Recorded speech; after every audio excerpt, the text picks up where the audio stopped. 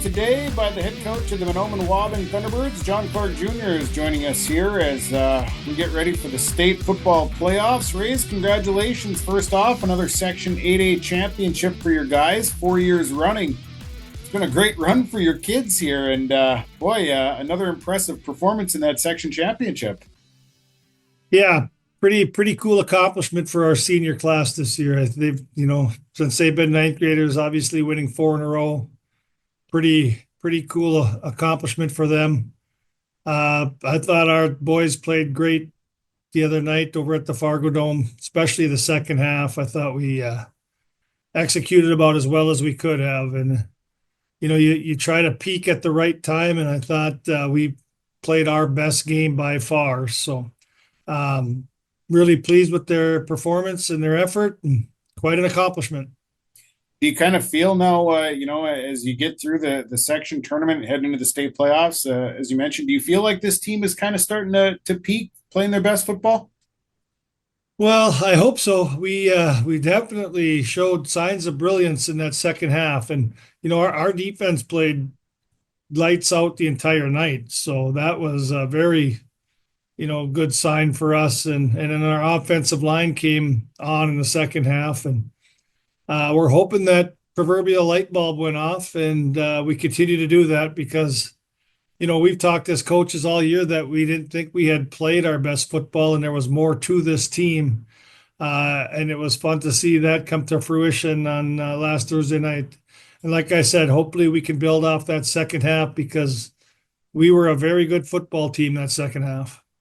And it seemed like there was just a renewed energy in that second half amongst your running backs, your offensive line. It was just something that, we haven't seen consistently throughout this regular season. Yeah, I would agree. I think, I've said it before, our kids were a little disappointed at halftime because we had left some points out there. We had a short field a few times and we didn't convert. And there was some disappointment and some anger, to be honest, in that locker room, and come out, got a 3-and-out right away, and then just put together probably our best drive, and just pretty simple football, but the offensive line did their job. And it's easy for a running back to have energy, Sean, when you got big holes and nobody's touching you for 4 or 5, 6 yards. And that's what happened. That was the case there in that second half. Back to the state playoffs and new system this year with the seeding process. You get Deer River as your draw to Section 7A. I know you'd mentioned there's some film swap. What are you seeing out of this Deer River team? Just a very solid team. Their quarterback is an exceptional athlete. They got one quick running back and one kind of bulldozer running back that reminds me a lot of Easton Bevins. And I think their offensive line is a lot like ours. They're pretty aggressive kids, get off the ball. And defensively, they play their positions very well. They're a very fundamentally sound team, well coached. You can tell that. They do their job every play. So it looks to me like it's going to be a pretty evenly matched battle. I think I don't think either team's going to overwhelm each other, so should make for a pretty entertaining game. And Deer River is a team that you're familiar with. Now, you've seen them in the state playoffs before, and so it's not like you're seeing somebody that you've never seen before. Right, yeah. This will be the third time in a few years we played them now, so we have some of that familiarity with them. But, each team is their own. It's a new team and new personality to that team and strengths and weaknesses. So we're really looking forward to it, though. Like I said, I think it's two pretty evenly matched teams and should be a very entertaining game. So what do you see out of them? What are some things that you're going to have to take away from them? What is their team based on? What do they do well? They're primarily a running team, but with the ability to pass. But I guess I don't know everything about them, but if it appears that if they can run the ball, that's what they want to do, and they'll continue to run it and mix and pass when it presents itself. A lot like us. They do their thing. They do get into some different formations, but they still want to run the ball out of those formations. And they got some good blockers on the perimeter, so that's a concern of ours. But I think if they had their way, they would be running the ball, power football, sustaining drives, a lot like us. How is this week?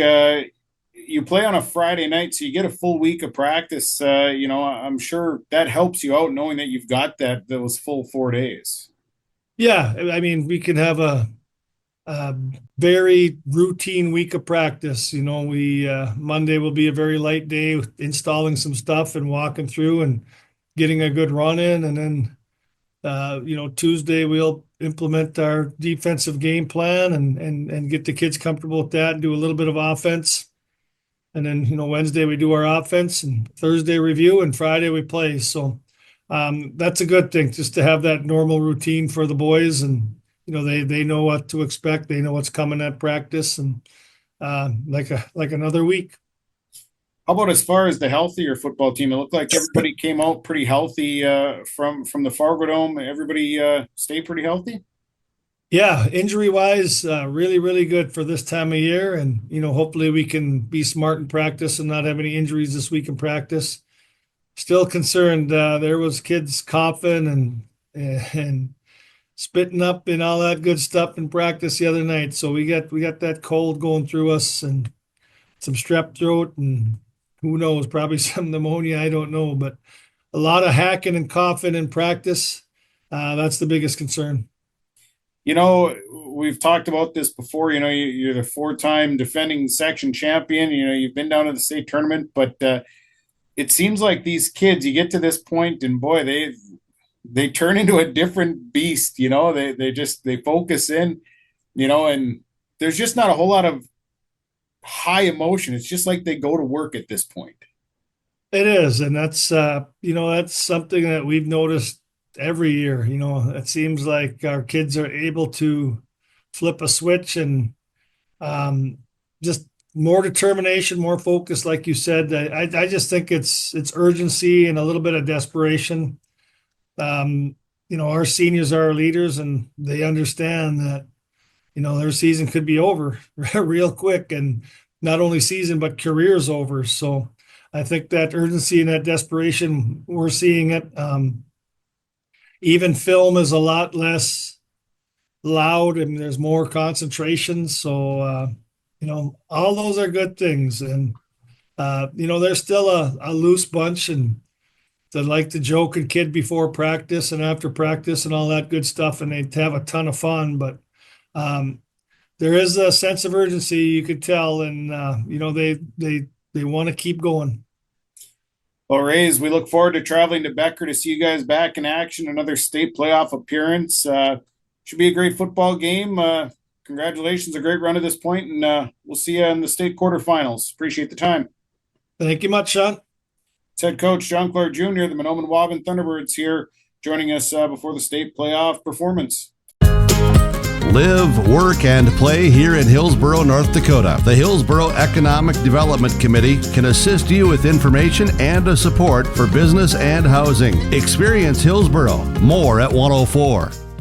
YourLiveEvent.com coaches show as we get a chance to preview the state volleyball tournament and to visit with Kathleen Rustad, head coach of the Hawley Nuggets volleyball team, back at state, first time since 2021. And coach, to you and the team, again, congratulations.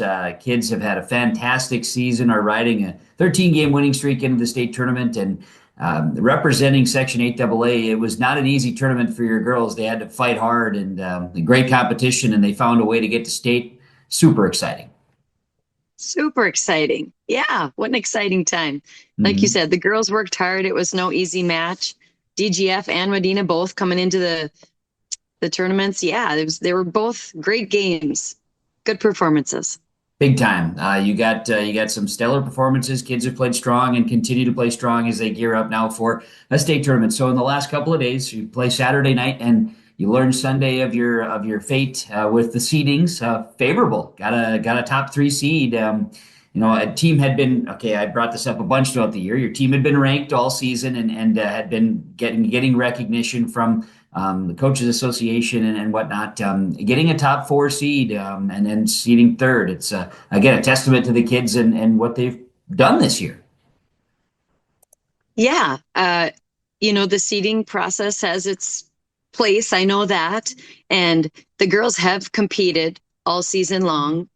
Challenges or those coming at them left and right, but they did work hard this season. I think a little bit of that shows, with the seedings. I think I've said it before. The seedings don't matter because you come to the game, got to come to play, especially in tournament time. And I still think that too. But if they feel good about a seeding going in, yeah, we do get a good seeding going in. And we don't know a whole lot about the team we're going against, St. Croix Lutheran.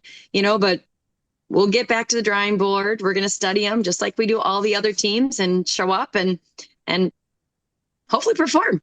There you go. And as we talk on Tuesday, you guys are gearing up to head down and get down to St. Paul. I know with the 4-class system in state volleyball, you go Wednesday, Thursday, Friday, and Saturday. Class AA starts up on Thursday. It's not quite as jam-packed a schedule. Nobody's playing volleyball on quarterfinal round day at 9 a.m. like they used to. I mean, come on, everybody gets to sleep in now.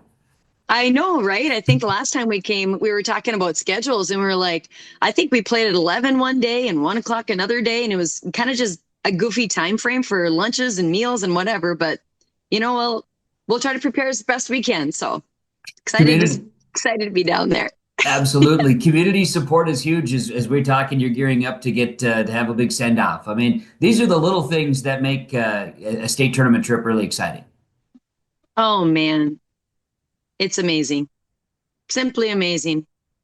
People are coming out of the woodwork, taking pictures of their storefronts. And I mean, people at the game were impressive. There were so many people there. So many people that are, that you don't really see or talk to on a normal basis that are coming up to you and just showing their support. I mean, what a community. What a community is fun. So wonderful. And it should be fun. It should be fun to celebrate and be excited about the opportunity. Because as we know, it doesn't come around every year. Some schools are lucky enough to have that, right? And some programs are to be back to state within, since 2021 for this program for Hawley. This is a good sign of, you talked about how infectious it would be for volleyball after a trip to state in 2021, and it sure has been. It sure has been. I know some of these girls, we had gone down to the state tournament last year too. And, they just had that itch. There was a big disappointment, I think, last year. But there was, even then, like even the younger crew, they're seeing it. They're wanting to be involved. They're wanting to just get their hands on the ball. They're just, like you said, it's infectious. It's just this longing or this desire, so they're just so jazzed up. It's pretty fun. It should be. Now, the other thing I take out of it too is you see throughout, you go to different gymnasiums throughout the area, and the Hawley gymnasium, and even at the section final, the amount of young kids that show up with their parents or whoever is bringing them to the games, they're seeing this, they're absorbing this too, and that has to be taken into account. I'm sure the elementary levels of volleyball interest is going to be up here in the next couple of years too. Yeah, I would say it is. There's so much alumni around here too that are being really supportive and feeling like they're a part of all this, which they are.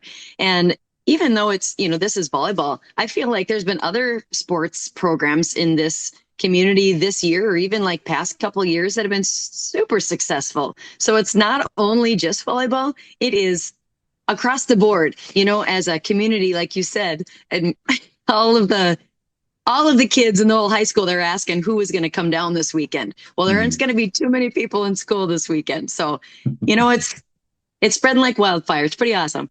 That's right. Your draw is St. Croix Lutheran Academy. They have one loss on their season. On your side of the bracket, Chatfield, a team that you played during the Midwest Volleyball Warehouse. Rush City also making it to state volleyball this year in AA. Albany is the #1 overall seed. They've been #1 ranked most of the season. New London Spicer, Southwest Christian, and Annandale. But some familiarity at the same time. You get to the state tournament and it's 8 teams that should be there, and let the chips fall, huh? That's exactly right. Some of those names are familiar.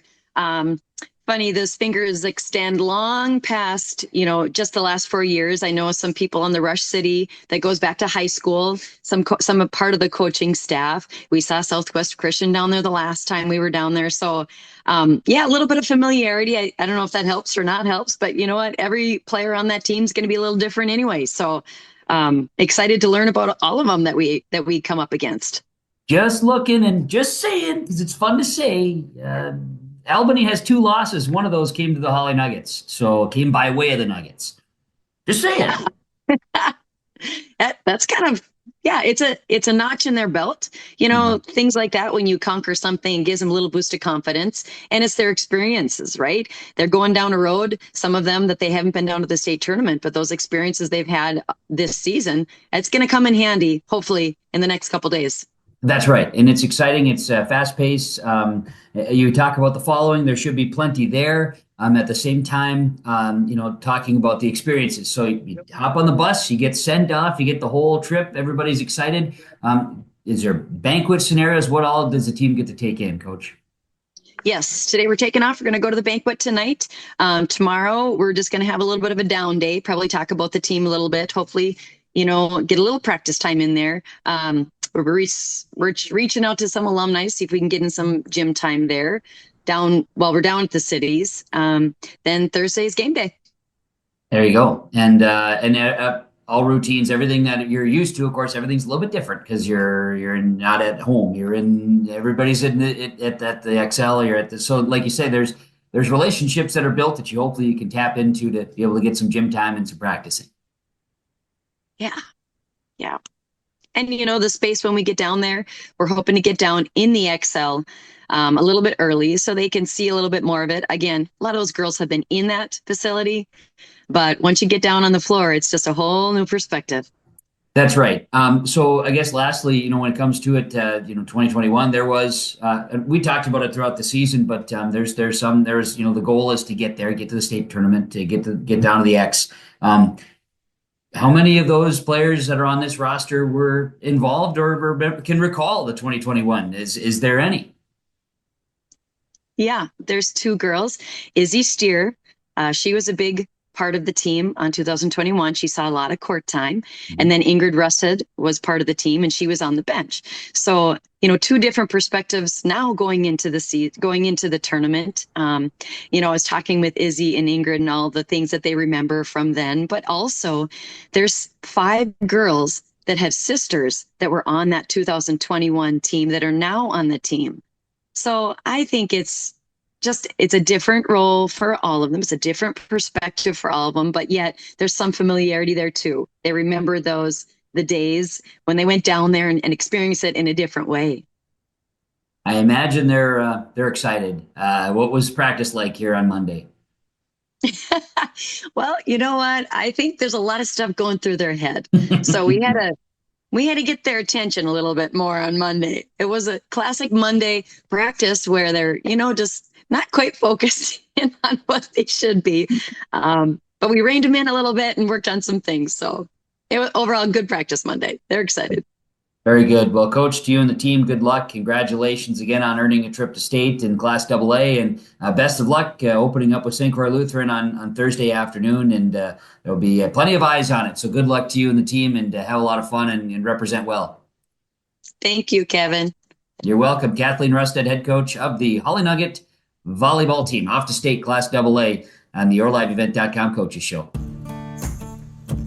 Treat yourself to a great career at American Crystal Sugar Company. Team up with quality people making quality products. Full-time and year-round in a stable business. With great pay and benefits including time off available from day one. American Crystal Sugar Company invests in you to promote your continued growth and career advancement. Grow your career doing your best work within the world's best beet sugar company. Apply online today at AmericanCrystalCareers.com. Don't be fooled by that beat-up old cap. Its faded crown represents the tireless work of America's farmers and ranchers. Its sturdy brim, their dedication to providing our nation with a safe, affordable food source. So we'd like to tip our hat to them. Farmers Union Insurance, protecting those that protect America's food source. Visit with Ryan Opdahl, your local Farmers Union insurance agent in Hillsborough. Growers, prepare your fields and yields against the wet conditions for 2025 and beyond with a drain tile project from Chad's Excavating out of Mayville. Drain tiling will improve and increase your yields and land values for years to come. Chad's Excavating provides free, detailed estimates, and with over 40 years of combined success, they provide professional installation and service. Call Chad today to prepare for your future and any questions that you might have. That's Chad's Excavating out of Mayville, helping farmers grow. As we are joined now by the Kindred Vikings head football coach Eric Burgad as they welcome in the Central Cass Squirrels later on this week on Saturday from Kindred, high noon for our kickoff. We'll have audio-only coverage for you right here on yourliveevent.com between Kindred and Central Cass for a date in the Dakota Bowl is on the line. But Eric, before we get to that, let's talk about the 2 playoff wins so far. You've been able to earn the number 1 seed, which you get to keep hosting home playoff games, which I know is always a very much important goal from the regular season to set you up well for the playoffs. I guess against the Carrington Cardinals and also against Shiloh, what's the biggest thing that you've liked in the first 2 weeks of the postseason here for your club, Eric? Oh, with those first couple playoff games there, I think what sticks out to me the most, especially in the Carrington game, was how physical our kids were. I mean, they brought it. I thought they were playing really fast, and there were some really, really heavy shoulder pads throughout the game. Our kids were flying around and just really confident in what they were doing. And we saw that come out in that first week. And then, it followed up against Shiloh. Shiloh is a little different approach to how you defend them just because of how much RPO, front side, backside stuff you got to be aware of. So it didn't quite have the same feel, but I thought our offensive line did a fantastic job against Shiloh. I thought it was the best they've played all year, both games, the Carrington game and the Shiloh game. Just not many mistakes, getting better with our feet, getting better with our leverage. And it's what you want to be able to do in the postseason is run the football. So really encouraging to see the level of play out of that offensive line group. How did playing 2 kind of different opponents? Obviously, you got a very familiar opponent coming up on Saturday afternoon, but how did playing, 2 different teams, how does that kind of, rejuvenate the coaching staff? Does it make it a little bit harder during this time of the year trying to learn a whole new system or scheme? So how does that go from your point of view here from a coach's perspective, Eric? Yeah, I don't know that it feels a lot different for the kids. You just kind of set the table with, what you expect of them and how you want them to execute and the different things that they're going to have to do to be successful in that game. But yeah, I'd be lying if I said as a coach, it's not stressful. It's just 2 very different game plans for 2 very different offenses. And I know Coach Starr, he goes through that every week too, with how teams try to defend us. So it's a lot, alone time in your office, just trying to get right and put your kids in good positions. But it feels really good when the kids buy into it. And then you just see how well they can execute it on a Saturday. So it's every week is a unique challenge, but every week is also a very fun and rewarding challenge too. As you get ready for the Central Cass Squirrels, I know it doesn't need to be much said outside of Central Cass, Kindred, Central Cass, whichever side you look on the football here, Eric. But what makes, playing a team a second time around, what makes that challenging compared to what we just talked about, game planning for something completely new to someone who awfully well? So how does that change the dynamics from your point of view?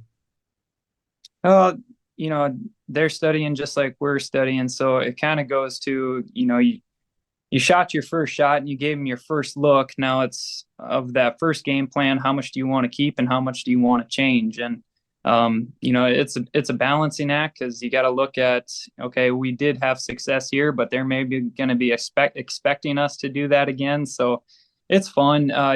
In those types of games, I think it's just really important to let the game come to you. You can't force stuff. You can't, create any false narratives in your head of how the game should flow. Or, we've been talking to the kids a lot. You can't expect a certain type of outcome. Like you really do have to take it snap by snap. You can't think about anything further than that. And it's where we're trying to keep the focus, but it is a fun game plan for the kids. It's a fun game plan for the coaches, and to have your rival in a semifinal game, that's going to be a pretty sweet atmosphere. Without question, looking forward to it. Noon kickoff, and as coaches and players, I'm guessing you like the noon kickoff here, where you can kind of just get ready in the morning and get right to it, and don't have to sit around. Unlike on a Friday night, I know you still got school, you got classes before you get it, but on a weekend, it provides a little something different here, Eric, in terms of the lead up to a kickoff with a noon kickoff here on Saturday.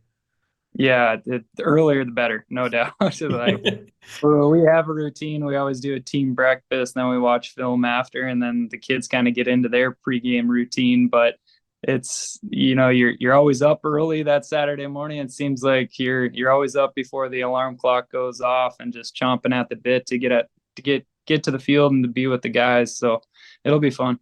I know you've probably been asked this a lot with Jake coming back from injury in the quarterfinals, getting ready for the semis now. Just most importantly, what did you see from Jake or in anybody in his particular circumstance that's coming back from an injury, whether it's a nick up in the shoulder, something in a knee, or something in between? What did you just kind of see from Jake coming back here on the football field? I saw a lot of confidence. I saw a really cool and collected demeanor. And then I saw the playmaker that we've always known in Jake. And, he kind of what I alluded to before, just kind of let the game come to him. He didn't try to force things. He didn't try to, grab plays that weren't there, make throws that weren't there, and just really calculated. And, he picked up right where he left off kind of, and he played how we expected him to play. And it's awesome having him back at practice, having him back in the huddle, and he just brings a certain type of energy, certain type of confidence that our kids, just appreciate. And he's a rock solid player, but he's a tremendous worker. Like the kids see and they appreciate, all the time he's put into just to get back to this moment. He's so dang hungry to be back on the field again. So I'm happy he has the opportunity to do that with us. Two more questions from me, Eric, before we let you go. We just talked about Jake Starcevic here, his replacement, if you will, for those games with Gabe Whipple. Just kind of what did you see from him coming in, taking control, and leading to where you guys were for the rest of the regular season and that first playoff victory as well? Within Gabe, I saw a player who was really hungry to compete. Like, he was not shy of the moment. He wanted to be in there, and he wanted to be running the show, and just a lot of confidence with that, confidence in the offensive scheme, that Coach Starr puts together for him, but then confidence in the other players around him. It's always a team thing. And, there's certain pieces to the puzzle, and he knew he was just one of those pieces. He wasn't taking over the game, and we didn't ask him to take over the game. We just asked him to do his job. And he did that with a ton of composure and ton of confidence. He's high energy player. So when he's making a big play, he's jumping around with the guys, and everybody feeds off that. And same thing when we have a bad play, he's picking people up. He's a good leader, and, he spends a lot of time with Jake. So he sees how Jake operates, and, that's a cool thing.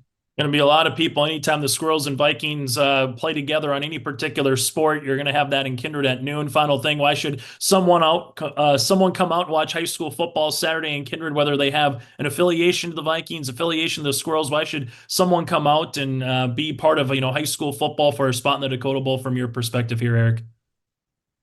If you had come to the game, I think what you're going to see is two teams that are very well prepared and just earned their right to play in this game. And I never want to speak for Central Cass, but that is certainly how I feel for our kids, that they have earned their right to play in this game. And, they did all the things throughout the regular season, throughout the first parts of the postseason, to be in this spot. And when you do all that work, the intensity starts to build, the pressure starts to build a little bit.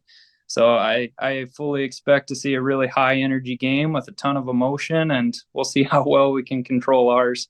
Eric, as always, thanks so much for your time, and best of luck this weekend in the state semifinals. You bet. Thanks for having me, Chase. Join us now from the Central Cass Squirrels. He's the head football coach. That is Tommy Butler, as the Squirrels make their way to Kindred on Saturday for the semifinals. We'll have that for you via audio only here on yourliveevent.com. High noon is the kickoff. But before we talk about Kindred, let's recap kind of what happened so far through the playoffs this year for Central Cass. And Tommy, home win, that's the main thing, right? You set up the regular season to have a couple of games at home. You took care of business with Botno, then an absolute thriller back and forth with lead changes there in the fourth quarter against Bishop Ryan. flying. So before we talk about the upcoming matchup, what have you liked best about from your club in 2 postseason games here this postseason, Tommy? Well, I mean, obviously, easy answer is winning, right? I mean, just getting wins in the playoffs is the name of the game. But first game, I thought we just thoroughly dominated that game in almost every aspect. Second game, we came out hot right away. They made some adjustments. They're really, really talented. But I thought that we showed a ton of resiliency to continue to battle, even though we saw.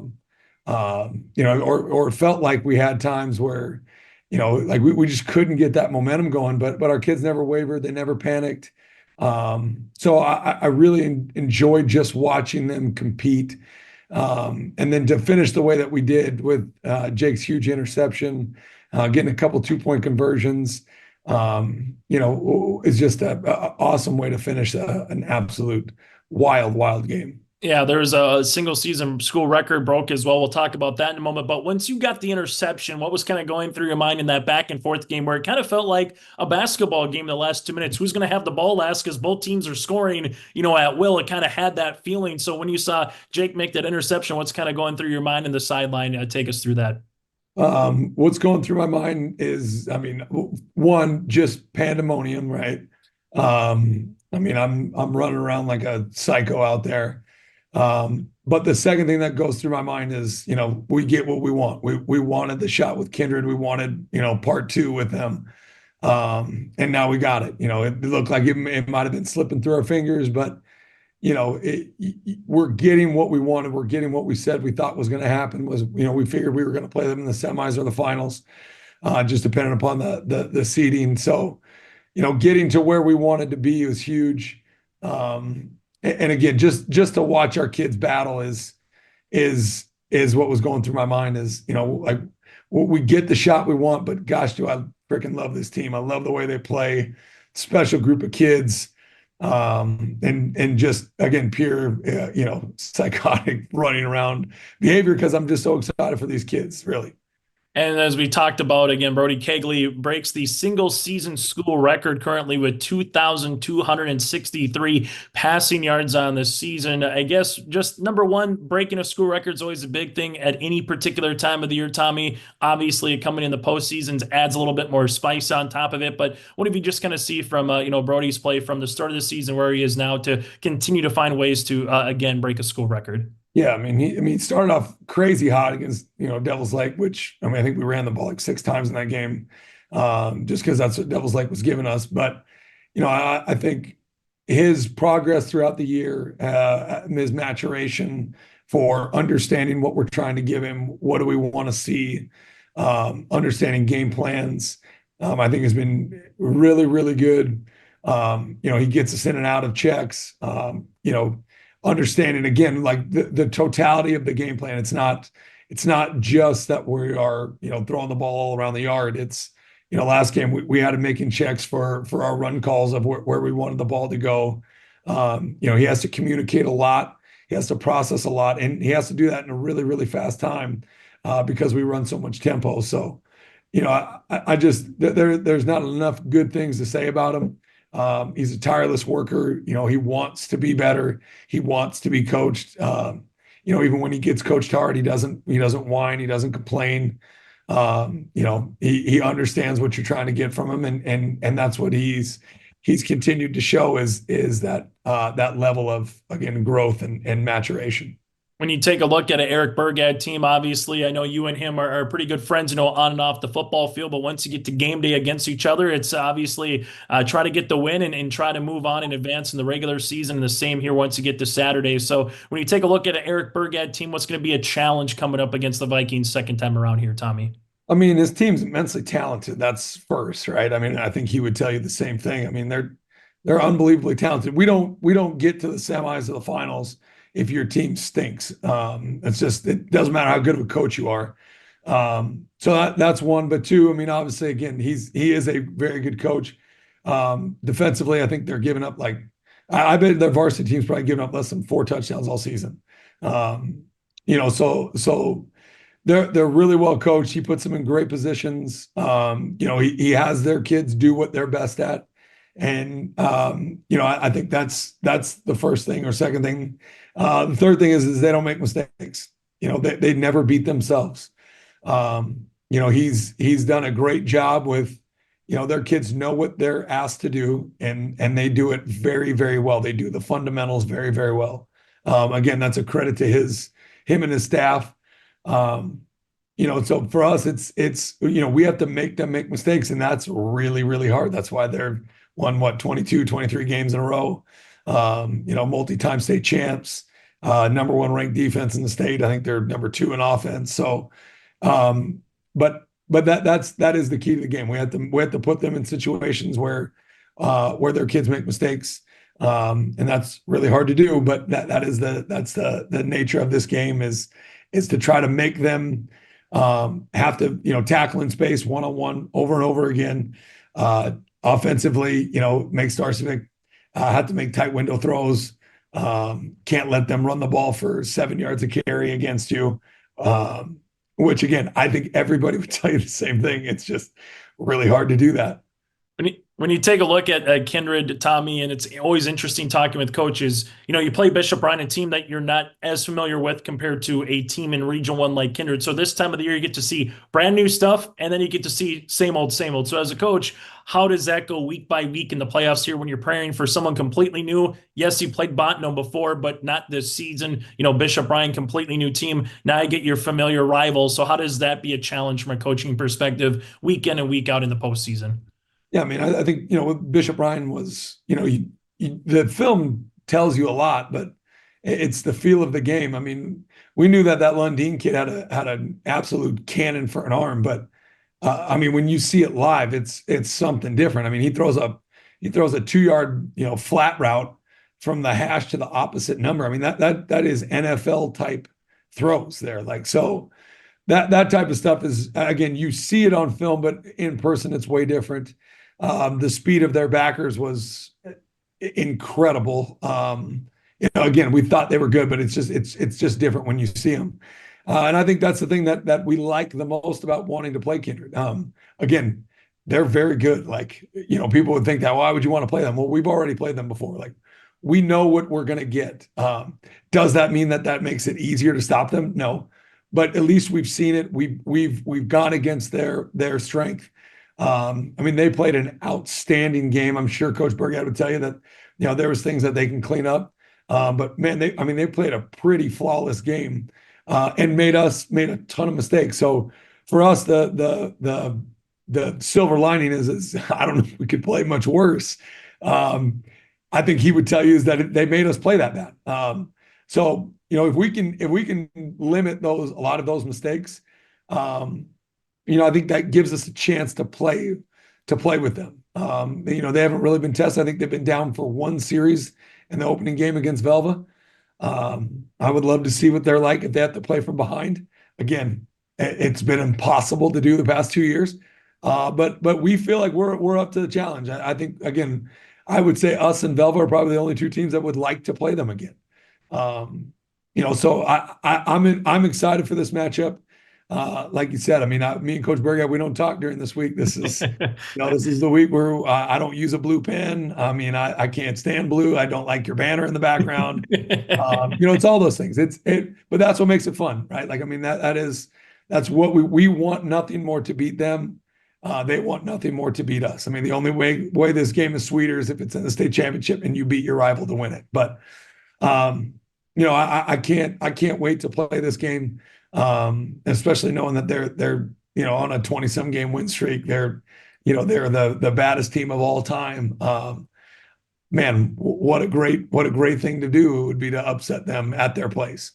Last thing for me, Tommy, you maybe alluded to my next question, which is why should someone come out to Kindred for Central Cast, Kindred Central Cast, which however way you look at it. I know there's a lot of people who are going to be watching, tuning in, listening, finding ways. But if someone needs to come to a game, and maybe it's the first high school football game they've come to all season because they've heard about the rivalry, they've heard about the programs, why should someone come out at noon for a Saturday kickoff or a semifinal game in person? One, I think you're going to see great football. I think we're both very, very well coached teams. Again, I mean, most people are going to look at the score and say, "Gosh, Kindred's probably going to beat them by 60 this time." But I would tell you that our kids are up for the challenge. They want this game. There is no fear in this game. Kindred has to play with all the pressure of so many game win streak. You got 3 Division I players on your team. You have all this stuff. Like, we're the Cinderella underdog, looking to knock them off. But again, I think you're going to see good football. That's what you're going to see. Teams that play really, really physical. Have a diverse game when it comes to defensively that are going to mix and match. It's going to be, I think, what you want high school football to look like. Very disciplined, not a whole lot of jaw jacking, unsportsmanlike stuff. Because again, we know that's stuff that kills games. So I think that's the thing you get. And again, I think it's the town rivalries, right? I mean, we've been chasing them for years. Again, you could say that this isn't a rivalry. We've only beat them once in the past, 5 years or something like that. But I'll tell you, I think our kids are ready for it. I think we want it. I think we want that game. I know that they do too, but I think this is the best rivalry in all of North Dakota, all classes involved, just because of communities, because of winning success in other sports programs. I think this is the marquee rivalry in the state. Hey, Tommy, as always, good to see you, and best of luck coming up on Saturday.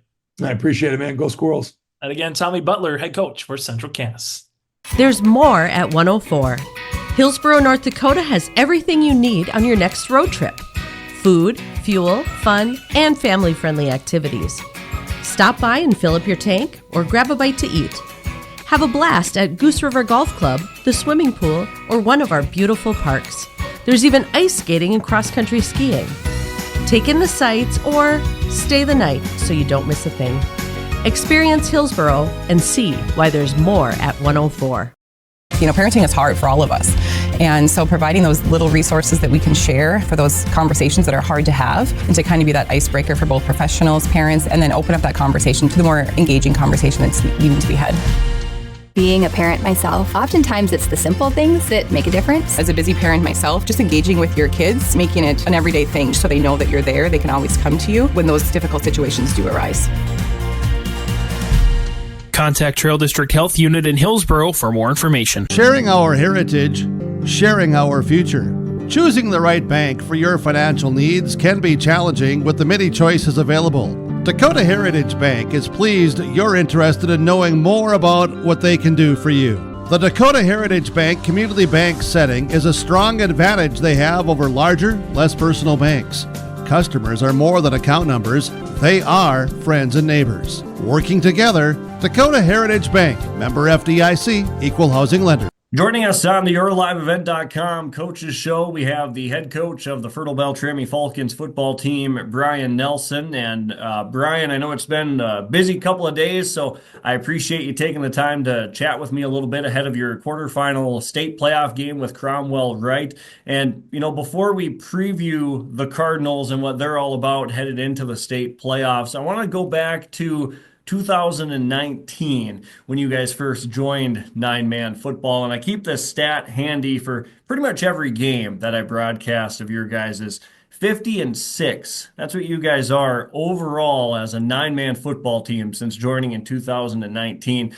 When you joined in 2019, did you feel like this kind of success was even possible?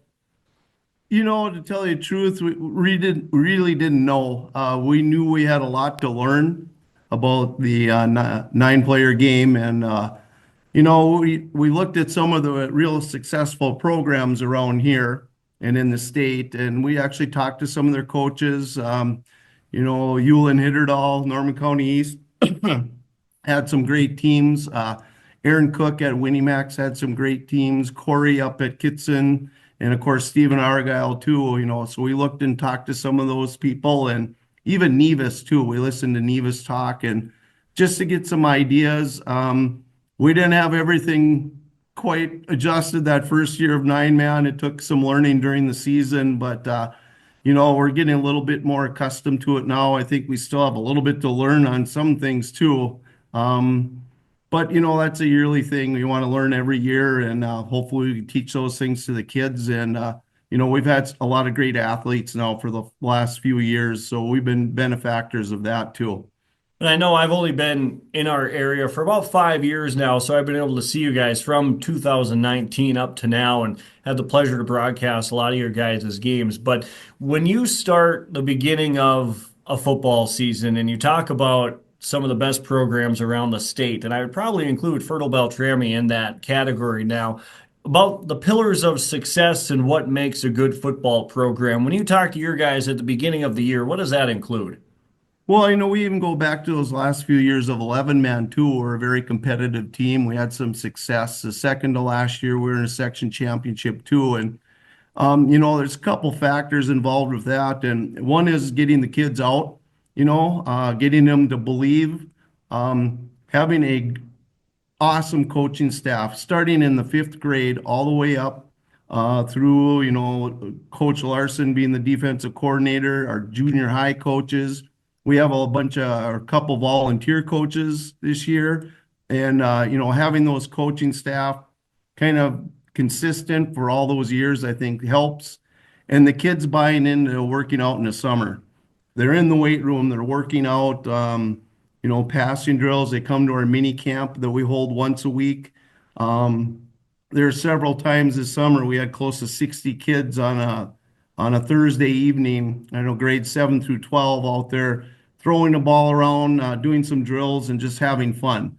And I think those have been big factors in our success we've had. And, you got to give a lot of credit to the kids of all the hard work they've done.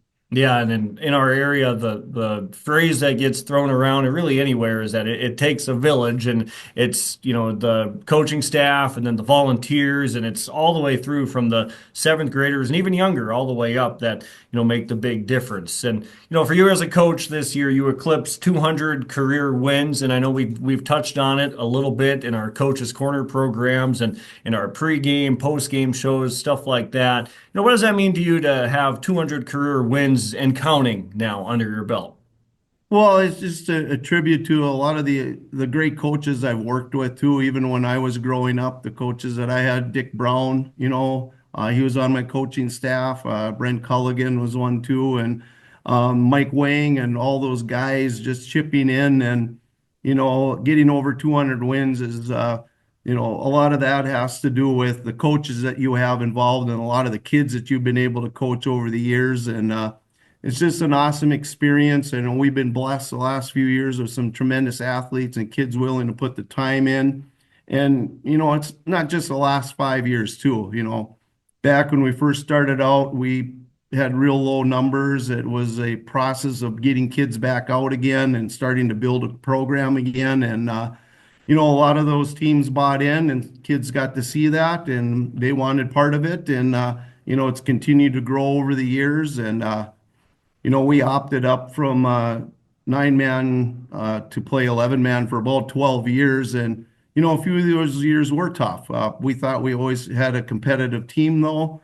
And we got through those years. And, the big deciding factor for us not to, opt up anymore was the second year 9-man. We only had 1 senior and 2 freshmen, and the other classes probably had 7 and 7. So we just couldn't field those offensive linemen, and we just felt that now's the time we should do that. And in the big picture of things, I guess that was the right move to do. And we've been just very blessed the last few years with some great athletes, and the 200 wins also means I'm probably getting pretty old and gray too. So, just getting up there in years. But we've had some tremendous teams. It was really fun.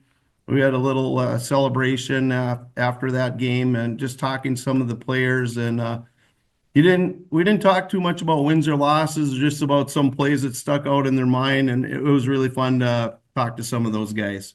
You mentioned that you've had some tremendous athletes over the last couple of years, and really your whole coaching career, you've come across a lot of great athletes. But the two I want to talk about right now, Jonah Harstead and Isaiah Wright. Starting with Jonah, first of all, and I hate to touch on it so many times throughout the year, but it is a tremendous story, what happened to him, in the Fargo Dome last season. And then for him to be able to put on the kind of performance that he did this year in the section championship against Foston. Did he say anything to you after that game or before the game? Was he nervous? I know he mentioned in one of our post-game interviews that he was a little scared on one of the plays, but how did he feel before and after that game? Yeah, the one play, his first touchdown, was our first score. When he was running, it was kind of like I don't know, kind of a flashback. The kid actually dove to swipe at his foot and caught his foot, much like happened the year before. And he said he was able to pull the leg through, and he said, "Oh no, not again." And I think after that, things were fine for him. And what a tremendous story. I always say that he broke both bones in the one lower leg, and 2 weeks later, he was in the weight room on crutches lifting weights. And he's 210 pounds. He benches 315 because he put in the time, and he's pretty fast too. He was actually able to run some track, which is just amazing to me last spring, and been very rewarded this season. He had 130, 140 yards rushing in that game, and he went over the 1,000-yard mark in that game too. Has 1,126 yards, 14 touchdowns, and that was one of his goals last year, and I think he was approaching it. He was at about 800, and that happened, and it was kind of devastating. Like I said, too, it was almost like we hadn't won that game last year because of what had happened to him, and so it was a little bit more of a celebration this year when we ended up beating a very, very tough Boston team. How about defensively, the impact Jonah has on the field for you guys? Well, he's just got the speed to close from middle backer or outside backer too, and he's very smart back there. He gets kids lined up, and he flies all over the place. And you got to see that on that pick six too. Once he got in open field, he's a tough guy to catch too. Yeah, Isaiah Wright, your other big-time running back who has over 5,000 career rushing yards, is going to be a Division I running back, and he's had numerous offers. We like to keep up with that, but he's another special player for you guys. Yeah, and I mean, even as a freshman, we started using him quite a bit as a running back on that state runner-up team, and like you said, he right now is sitting at 5,340 yards rushing, 83 rushing touchdowns, 47 receptions for 900 yards and 9 touchdowns, 116 tackles, 4 interceptions with 2 pick sixes, 3 special teams touchdowns, and he has 32 2-point conversions in his career. So he's just a tremendous athlete. And, with some of our injuries we had this season, he had to take over our punting and kicking duties. He's that type of kid, and he's done well at those too. Yeah, and the other athletes that you have that come to mind, Briar Strem, and even Gavin Akis now stepping in as your starting quarterback. Easton Petrie healthy again and cleared to play the last time we saw him. Talk a little bit about the depth of your guys' team between Strem, Gavin, and Easton back on the field. Yeah, Briar's one of our wing backs, wide receiver. He led our team in receiving yards last year, and he had quite a few yards rushing too, and quite a few touchdowns. And we went through some adversity the week of the Kitson County Central game. We found out Gavin Akis had broken his collarbone not once but twice, so he was out. And then the last play of the half at the Kitson County Central game, Easton Petrie went down with a knee injury. Luckily, we had worked Briar for about 10 snaps during that week, just in case. And he ended up starting at quarterback for us, all the way till we got to the section semifinal game. And just did a tremendous job, throwing him in there, hadn't run quarterback much.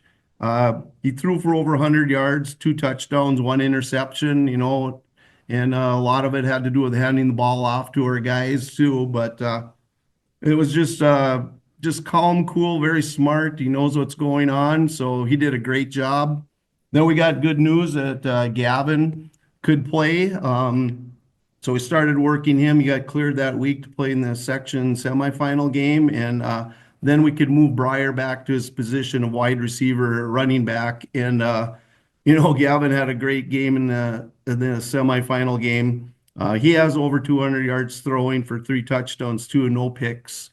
And now we got good news too last week that Easton Petrie has been cleared to play. He got to go in towards the end of the game last week, and it's a day by day, evaluation by us right now. And he's been given the green light to go, and we're gonna have to make some decision here pretty soon. But whatever decision, whatever quarterback we decide with, we'll feel confident with both of them because they've both done a tremendous job. They warm up their arms together, and it's just a nice compliment. So if something happens, the other one's ready to go, or vice versa too. So yeah, added to our depth, and it was a little struggle there for a while. We're doing install week 5 to get some other quarterbacks ready other than Breyer too, and it's kind of coming together now. Well, and like I said before, we always talk about all the offensive firepower that you guys have. And how about the guys up front on the defensive side of the ball with Jack Leiser, Caleb Stoltman, and Keaton Wang, who has a couple of interceptions on the year too? Yeah, Keaton Wang's just done a tremendous job. The first game we played, he didn't start on defense, but we're playing a Border West team where you probably don't want 3 defensive linemen out on the field. They're spread wide open. And then we started working him in the next game, and he sure played well for us. He does his job very well. He may not make a lot of tackles, but he doesn't need to. He's occupying bodies, and then our linebackers can come in, clean up, and things like that. And Caleb's been just an anchor for our defensive line there too. And then Jack does a lot of great things too from his defensive end position too. And, we surround those 3 guys with 3 great linebackers with Preston Hansen, Caleb Sather, and Jonah Harstead. And, we sit pretty good. And our defensive backfield's pretty talented too with Isaiah Breyer and then Joe Sorensen, who's a 2-year starter. Well, and Breyer, he leads the district in interceptions. Last I saw, if I'm not mistaken, right? Yeah, he tied Caden Swemby for the district director with 9 interceptions, and actually he has 10 interceptions for the season too. And on I think it's Minnesota Football Hub too that leads the state. 10 interceptions is pretty impressive, and he's a pretty headsy player back there, and that's why we have him there. Well, let's talk about now your opponent in the state quarterfinal round, the Cromwell-Wright Cardinals. And I think for me, at least, when I saw that they had beat Nevis, I think it was 20-14, that was a little bit of a surprise. I was kind of anticipating Nevis right back in the state tournament. But what can you tell us about the Cardinals and an initial scouting report of that team? Well, a good story, too, is the head coach, Jeff Groner, his daughter taught and coached with us here in Fertile for a couple of years. She was one of our assistant track coaches with Brown and myself and Coach Steffes. So when we found out we were playing them, I called him and we talked for quite a while. He's a tremendous coach. And you could tell what they had planned to stop Nevis, because I think the first time they played them, it wasn't a close game. And he did a tremendous job, so he knows what he's doing. He's going to have those guys ready to play. We looked at film. They're tough up front. They've got a solid offensive line. They run about 5 different defenses, so our offensive line is going to have to be ready to face any one of those. And they have a great running back. They have a couple different quarterbacks, and the one's very athletic. The other one's younger, but he throws a nice ball and runs the offense very well. So, the scouting report is this is a solid football team. They don't make many mistakes, and, it's going to be a great game. 5 different defenses for Cromwell-Wright, and I know the last couple of games, I think I've seen you guys throw in a few different wrinkles offensively as well, so that should be a fun matchup with the different defenses and the different offensive formations for you guys too. Yeah, we have quite a few. We didn't go to too many in the section final game, but through the course of the year, we have quite a few things we can throw at people. And, we've been working those now that we got our quarterbacks back. We've been, working on those in practice once again. Because mid-season, we kind of had to stop doing some of those things. We did a little bit of it, but not much. So we have some things to go to if we need to. Well, and so now with the quarterfinal round against Cromwell-Wright, and the 4 section titles back in the state tournament again. Brian, does this feel any different as compared to the last couple of years, or what's your feeling headed into the state tournament now? Well, to tell you the truth, I think there's a lot of pressure put on the kids this year, to achieve that goal, to get back to the state tournament too. And, just the community support, not just for football too. You look at our volleyball team that made it to the section at UMC, the community support there at the Fargo Dome, our cross country team, Katrina made it to the state, and our fall trap team, I believe, won the conference this fall. The support for just our school community has been unbelievable. You saw Sea Red at the Fargo Dome at UMC. It's been great. It's just a great atmosphere, and we want to thank the school community for all they've done for us and all the support. And, it's exciting. The kids are excited.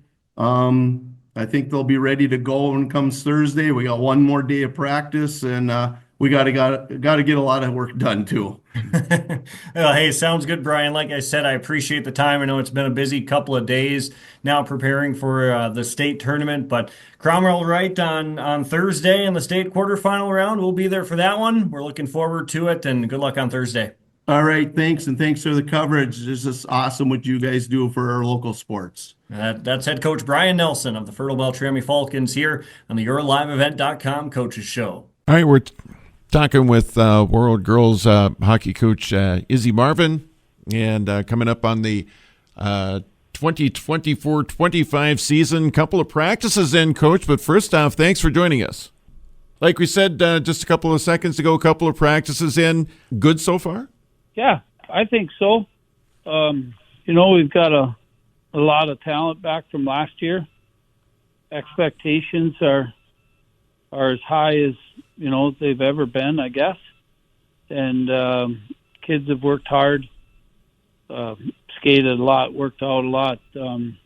It's different from before. These kids have all been playing in the Fall Elite League, and so they're ready to go. They're in mid-season shape. It's just got to figure. They just got new teammates. With talked about the kids that are going to be coming back on this year's team, but a lot of seniors graduating and a lot of, I guess you could say, anchors to the Warrior girls hockey squad from last year that went on and graduated and went on through the program.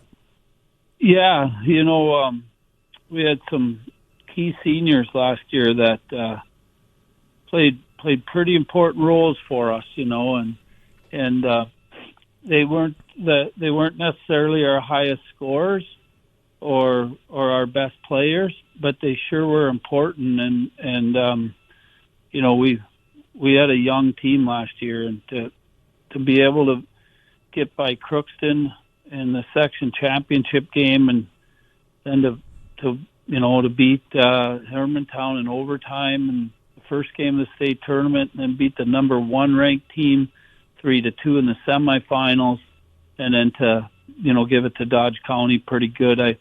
That's a lot of leadership those seniors provided with. We didn't get rattled being in those 1-goal games, John. We had 8 losses, and you could say that's quite a few for a state champion, but every single one of them were by 1 goal. So I think it prepared us for the playoffs, and that team last year didn't get rattled in 1-goal games. They just kept playing. So very proud of that group. It was a monumental state championship, being 3 in a row, and so now we come back, and that's in the past now, and we got a big target on our back, which is fairly common for our program, and we're excited. We're excited to see what this group can do this season. Ken, talking with Warrior head coach Izzy Marvin here.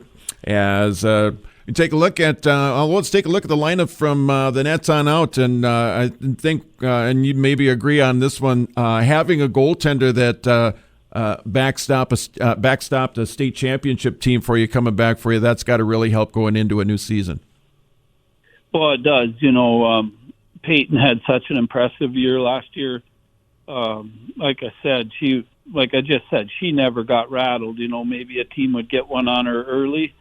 That didn't change her demeanor. I thought she was rock solid. We've never had in our 5 championships, we've never had a 10th grade goalie win at all. So that's pretty awesome. And she's just gotten better and more focused, and you can tell in her work ethic that she's going to be someone we can count on again this year. Yeah. Now, on the blue line, is that going to be a strong point for you guys this year, do you think? Well, yeah, John, we returned all 4 of our D from last year. All 4 of them, led by Comstock. Katie's 5th-year senior and all-state player and newly committed to the Bemidji Beavers for next year. Katie's just had an awesome career. She's such a great young lady and a hell of a leader. And it's she led our D last year. But if you watched our team in the playoffs, you saw Viv Markalka kind of be a little bit of a playoff hero, and Reagan Haley and Kate Johnson. So those 4 they just played outstanding last year. There are no Bobby Orrs in the group, but man, did they play! They played so well, and I think were the catalyst for us to go on that championship run. Yeah, I'm glad you brought up Viv too. That I vividly remember that section championship game in Crookston where she had those goals late in the game to like you said, to get you off to that section final win and back off to state. Well, yeah, I think I think all 4 and Viv didn't stop in the section championship game. She played a big role on some key goals in the state tournament. She just had a wonderful playoff, and she, like I said, her and Reagan became a great deep pairing, and Kate and Katie did as well, and we kind of got our backside covered there, and with our goalie Peyton. So it's pretty cool for a coach to have all of those pieces coming back this year. And I would imagine, too, as it is for every regular season, your forward lines, that's kind of an experiment from practice on and through the first game in the early part of the season. And it's no different this year, right? Right. Right when you think you've got the right combinations, we go scrimmage Roseau, and I'm sure that I'll come home that night thinking, boy, I've got some more thinking to do, or our staff does. So, but we've got, we've got most of our leading scorers back from last year. So we've got a lot of talent coming back, and we've got some really good young players coming up from our 13U team that you're going to like, and our fans are going to like. They're going to step in. Some of them are going to step in and play big roles right away. Right. Again, talking with Warrior girls hockey coach Izzy Marvin here in the Coaches Show again this year. Plenty of coverage on KQ92 and, of course, on yourliveevent.com. And really looking forward to that, and another tough schedule that's going to start next weekend in Hermantown. Yeah, we've got a doozy of a schedule early on.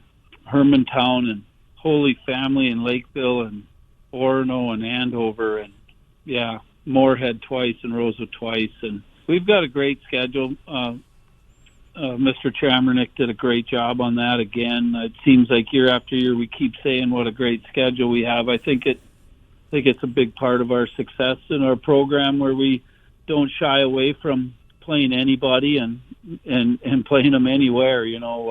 I don't know if any athletic team in the state puts on the miles we do and plays in all corners of the state and plays in the metro as much, but we've got a tremendous schedule again, and we're going to be battle tested by Christmas, even by Thanksgiving. So it's all good, John. We're looking forward to it.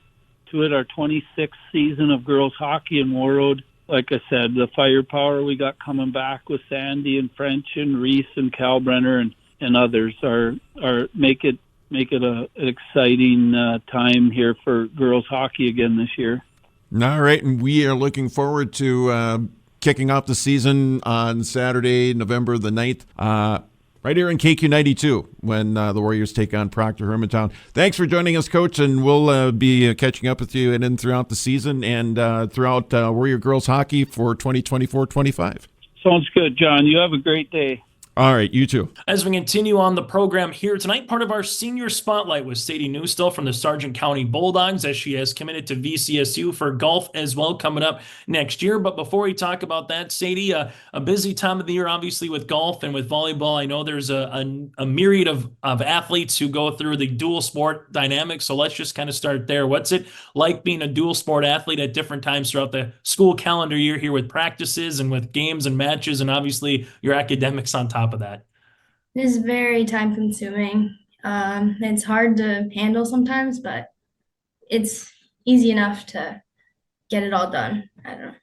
Let's kind of go through at least the fall version with golf and volleyball. How does that dynamic kind of go with the coaches, and how do you kind of declare on which one is your, so to speak, primary sport? Just kind of take us through that if there's a student out there that's thinking that, hey, I kind of want to be in the similar situation that you are right now here, Sadie. Right. So usually volleyball practice takes priority. After volleyball, I go and golf.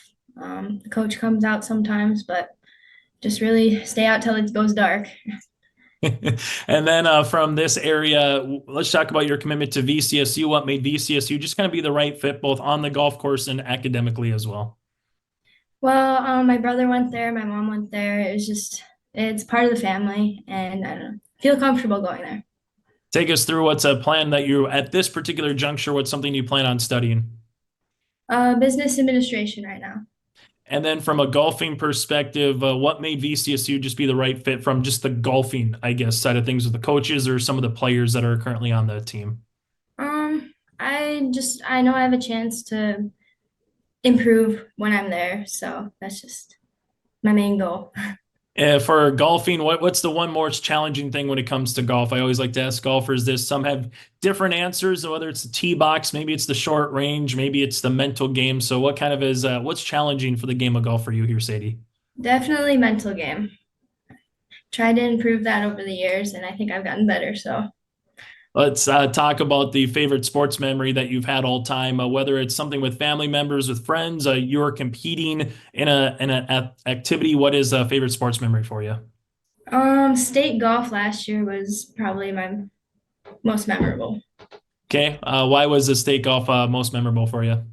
Well, my second day I golfed a 35, I think, the first round, and that was just, I don't know, felt good that day. Are you superstitious at all when it comes to golfing or volleyball? Anything that you have to do, or is it let's just get to that first tee box or let's get to that first serve? Usually I have to either have my same ball marker every tournament. I don't know. And then do the two sports overlap at all? Is there anything that you take from golf that helps with volleyball or vice versa at all, Sadie? Definitely golf has helped me in volleyball with being mentally strong. It helps with that. I don't know. Is there any particular future advice or words of wisdom, so to speak, for the next generation that's kind of coming up that might be in your shoes in a few years from now, having a chance to go play collegiately somewhere or be on a varsity team? Definitely practice in your off time. That's, I don't know, most important. Practice, and that, does that come to any sport in particular then, Sadie? Like, it doesn't matter if it's golf or volleyball, is it just practice and practice and practice again? Yes. Favorite subject in school? What's something you enjoy studying about or learning about? I like math. It comes to me easily, so I don't know. Are we talking geometry, algebra? What are we kind of talking about? Algebra. Algebra. All right. And then what does it mean for you to be a Sargent County Bulldog, Sadie? It means a lot. Our whole community is always there for us, so I don't know. And then on kind of top of that here, last question. You guys obviously know kind of what the Region 1 tournament's been like. So the Region 1 volleyball season, so up and down. Every match has been in kind of its own here across the region. So what's the season kind of been like for you at Sargent County Volleyball this year? I know that you have one more home match before hopefully you guys make your way to Kindred for the quarterfinals. What's the year kind of been like for you, Sadie?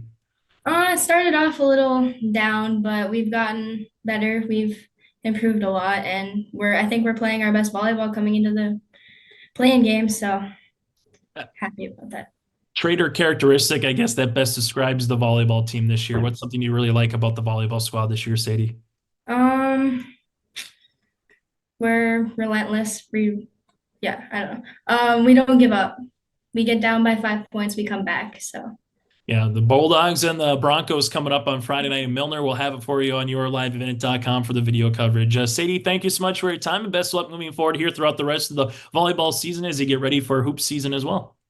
thank you. Sadie Neustel with us on our senior spotlight from Sargent County.